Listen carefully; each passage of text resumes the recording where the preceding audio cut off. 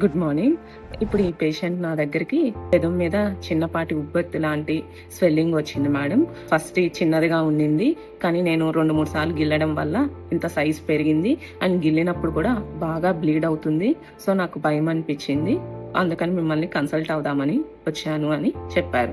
Actually ఇలాంటివి వచ్చినప్పుడు మనము ఎంత వీలైతే అంత తొందరగా కన్సల్ట్ అవ్వాలి. ఎందుకంటే ఏదైతే ఈజీగా బ్లీడ్ అవుతుందో, లేదు ఫేస్ మీద రిపీటెడ్గా తీసే కొన్ని క్రస్టింగ్ లాగా పుండులాగా అవ్వడము, అలాంటివి ఫేస్ మీద కనిపించినప్పుడు, ఇంకా పట్టుకుంటే కొంచెం గట్టిగా ఉన్నట్టు చుట్టూతా కూడా గట్టి పడినట్టు అనిపించడము, అలాంటివి ఉన్నప్పుడు మనము కొన్ని క్యాన్సర్స్ కూడా రూల్ అవుట్ చేసుకోవాల్సి వస్తుంది. సో అలాంటప్పుడు ఏంటి అంటే ఎంత తొందరగా కన్సల్ట్ అయితే మీకు నెంబర్ ఆఫ్ ఆప్షన్స్ అనేవి ఉంటాయి అన్నమాట.